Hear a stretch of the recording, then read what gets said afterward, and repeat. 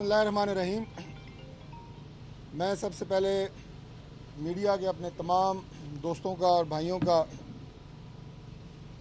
شکریہ ادا کرتا ہوں کہ آج آپ بڑے مختصر سے نوٹس پہ آج یہاں الیکشن کمیشن کے باہر، جہاں کل جو ہمارا الیکشن کمیشن نے فیصلہ کیا اسلام آباد کی 3 سیٹوں کا، ان کی فیصلوں کی کاپی لینے کے لیے ہم آئے، اور آج آپ ہماری اس میڈیا ٹاک کو کور کرنے کے لیے سب تشریف لائے۔ آج سب سے پہلے تو میں آپ کو اسلام آباد میں جو قومی اسمبلی کی 3 حلقے ہیں، NA46، NA47 اور NA48، ان کے حوالے سے پچھلے 3 دنوں میں جو کنٹروورسی کریٹ کی گئی ہماری مخالف سیاسی جماعت کی طرف سے، اس کے حوالے سے کچھ تفصیلات میں آپ کے ذریعے پوری قوم کے سامنے رکھنا چاہوں گا، کیونکہ 19 فروری کو ہمارے ان تینوں حلقوں کے نوٹیفیکیشن اسلام آباد ہائی کورٹ کے ڈبل بینچ نے سسپینڈ کر دیے، معطل کر دیے۔ اس پہ جو پروپیگنڈا کریٹ کیا گیا پورے ملک میں پاکستان تحریک انصاف کی طرف سے، وہ یہ تھا کہ ان حلقوں میں کوئی بے ضابطگی ہوئی ہے، اور وہ بے ضابطگی ہائی کورٹ نے ٹریس کی ہے، جس کی بنیاد پہ یہ نوٹیفیکیشن معطل ہوئے ہیں۔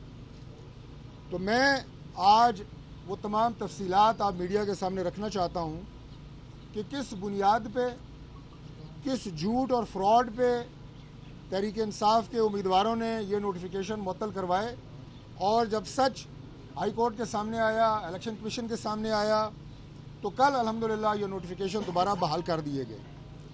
اس کی تفصیلات کچھ یوں ہیں کہ 19 تاریخ کو تینوں ہمارے مخالف امیدوار NA46، 47 اور 48 جو الیکشن ہار چکے ہیں، وہ ہائی کورٹ میں پیش ہوتے ہیں، اور ان کی ریٹ پٹیشن کے اوپر اعتراض لگتا ہے۔ اور وہ اعتراض کیا ہے کہ اسلام آباد میں election tribunal election commission of Pakistan قائم کر چکا ہے، لہٰذا الیکشنز کے متعلق کوئی بھی شکایت الیکشن ٹرائیبیونل سنے گا، اور ہائی کورٹ وہ شکایت سننے کی مجاز نہیں ہے۔ میں چونکہ یہ قانونی نکتہ ہے تو مختصر طور پہ میں اس کی تفصیلات بھی آپ کے سامنے رکھنا چاہوں گا کہ جو ٹرائیبیونلز ہوتے ہیں یہ پاکستان میں ہر الیکشن کے بعد الیکشن کمیشن آف پاکستان مقرر کرتے ہیں۔ الیکشن ٹرائیبیونل عام طور پہ ہائی کورٹ کے ججز پہ مشتمل ہوتا ہے۔ اسلام آباد کا الیکشن ٹرائیبیونل بھی ہائی کورٹ کے ایک آنریبل جج صاحب کی سربراہی میں 17 تاریخ کو اس کا نوٹیفیکیشن ہوتا ہے، جو یہ نوٹیفیکیشن میرے سامنے ہے، آپ کو میں دکھا رہا ہوں۔ اب ٹرائیبیونل بننے کے بعد باقی عدالتیں الیکشن سے متعلق کیسز کیوں نہیں سنتی؟ اس کی صرف ایک وجہ ہے، اور وہ یہ ہے کہ ثبوت ہر ایک فرد کے پاس ہوتے ہیں۔ فارم 45 کی بات ہوئی، میں دکھاؤں گا، آج فارم 45 ہم بھی لے کے آئے ہیں۔ اب دوسرے امیدوار کے پاس بھی فارم 45 ہیں، میرے پاس بھی ہیں۔ اس کا تعین کرنا کہ کون سے فارم 45 اصلی ہیں، کون سے اصلی نہیں ہیں، یہ ٹرائل کورٹ کا کام ہوتا ہے۔ وہاں پہ شاتیں ریکارڈ کی جاتی ہیں، ایویڈنس ہوتا ہے، اور ہائی کورٹ ٹرائل کورٹ نہیں ہوتی، ایویڈنس ریکارڈ نہیں کرتی۔ اس لیے الیکشن کمیشن بھی ٹرائل کورٹ نہیں ہوتا، ایویڈنس ریکارڈ نہیں کرتا، اس لیے الیکشن ٹرائیبیونل مقرر کیے جاتے ہیں۔ اور یہ تمام فیصلے جو آپ یہ کہیں کہ مقدمات ہوتے ہیں، شکایات ہوتی ہیں الیکشن کی، وہ ٹرائیبیونلز میں جاتے ہیں۔ یہ نقطہ ایکسپلین کرنے کے بعد میں آپ کو بتاؤں گا کہ 19 تاریخ کو انہوں نے کیا کیا۔ یہ ڈبل بینچ کے سامنے پیش ہوئے، اور وہاں پہ جا کے انہوں نے جھوٹ بولا کہ الیکشن ٹرائیبیونل اسلام آباد کا قائم نہیں ہوا۔ میں نے آپ کو 17 تاریخ کا نوٹیفیکیشن دکھایا ہے، اور یہ 19 تاریخ کو جاتے ہیں اور کہتے ہیں جناب کہ ٹرائیبیونل قائم نہیں ہوا۔ اور جج صاحب اپنے اس فیصلے میں 19 تاریخ کو لکھتے ہیں، جج صاحب کو بھی میں ان کی تعریف کروں گا اسلام آباد ہائی کورٹ کی، کہ انہوں نے اپنا فیصلہ شروع یہاں سے کیا کہ چونکہ انہوں نے ہمیں بتایا ہے کہ ٹرائیبیونل قائم نہیں ہوا، اس لیے ہم یہ مقدمہ سن رہے ہیں۔ وہ فرماتے ہیں کہ office has raised an objection to the effect that the instant intra court appeal is not maintainable since the tribunal to hear the election dispute for Islamabad territory has already been constituted. یہ اعتراض لگایا گیا، لیکن انہوں نے جو کہا کہ ٹرائیبیونل نہیں بنا، تو جج صاحب نے آگے لکھا کہ since the learned council for the ECP who is in attendance of the court cell, court's call submits that a notification in this regard is yet to be issued by the ECP. انہوں نے وہاں پہ ECP کے وکیل کو بھی ساتھ میں لایا, جھوٹ بولا کہ notification is yet to be issued. بہرحال اگلے دن جب پتہ چلا اسلام آباد ہائی کورٹ کو, تو انہوں نے اپنے فیصلے کے اندر یہ لکھا کہ given the fact that an election tribunal for the Islamabad Capital Territory has already been constituted through notification dated 17 February issued by ECP, it would not be appropriate to proceed further in the matter.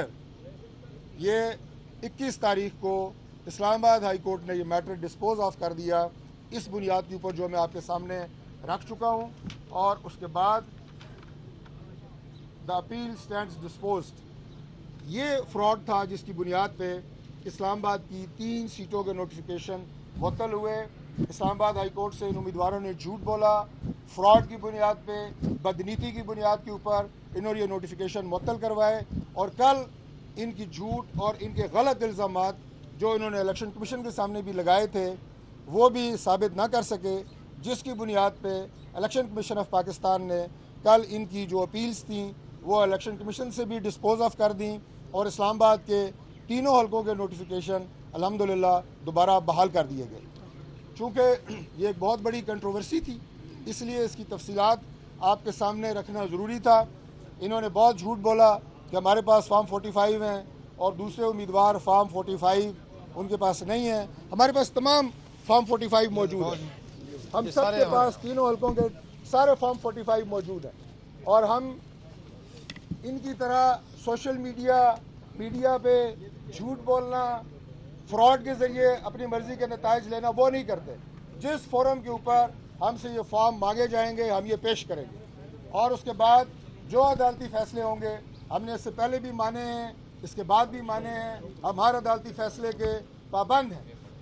میں صرف یہ عرض کرنا چاہوں گا ان سے کہ خدا کا واسطہ ہے جھوٹ مت پھیلائیں. 2018 کا الیکشن ہوا, اس سے زیادہ اعتراضات جو 2024 کا الیکشن ہے وہ 2018 کے الیکشن کے اوپر اٹھائے گئے. جو اپیلیں آج الیکشن کمیشن آف پاکستان میں ہو رہی ہیں, الیکشن پٹیشنز, اس سے زیادہ الیکشن پٹیشنز 2018 کے الیکشن میں ہوئی. اور آپ کو یاد ہے کہ اپوزیشن نے اس وقت اسمبلی میں بیٹھنے کا بائیک آؤٹ کر دیا تھا, لیکن پاکستان پیپلز پارٹی اور مسلم لیگ نون کی قیادت نے یہ فیصلہ کیا کہ ہم ان کی جعلسازی کا, ان کے فراڈ کا مقابلہ پارلیمنٹ کے اندر کریں گے. اور اس کے بعد ہم پارلیمنٹ میں آئے, اعتراضات الیکشن دھاندلی تھی. 1970 کے بعد 12 الیکشن ہو چکے ہیں پاکستان میں, ہر الیکشن میں دھاندلی کے الزامات لگے ہیں. مجھے ایک الیکشن ایسا بتائیں جس پہ اعتراضات نہ ہوئے ہوں, لیکن آپ کیس ٹو کیس بیسس کے اوپر جاتے ہیں, آپ ان حلقوں کے اوپر فوکس کرتے ہیں جن پہ آپ کو اعتراض ہوتا ہے. یہ پاکستان کی تاریخ میں پہلی دفعہ دیکھنے میں آ رہا ہے کہ آپ پورے سسٹم کے اوپر سوالیہ نشان اٹھا رہے ہیں, آپ پورے سسٹم کو کنٹروورشل کر رہے ہیں. میں پاکستان تحریک انصاف کو یہ کہتا ہوں کہ سیاسی میدان میں ہم سے لڑیں, ملک سے نہ لڑیں.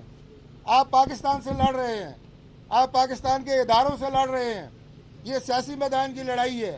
ہم تیار ہیں آپ کے ساتھ ہر میدان میں آپ کا مقابلہ کرنے کے لیے.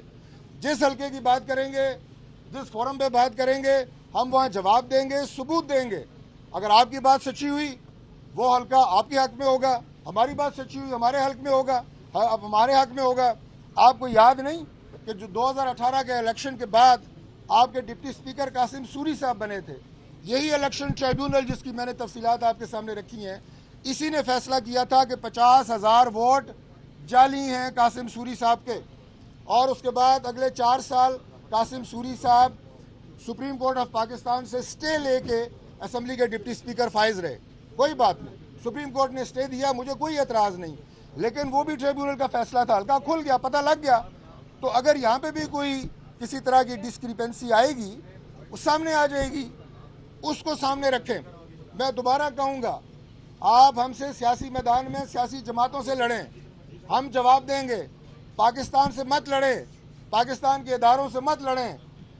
یہی الیکشن کمیشن آف پاکستان ہے جو کے پی میں بھی الیکشن کراتا ہے.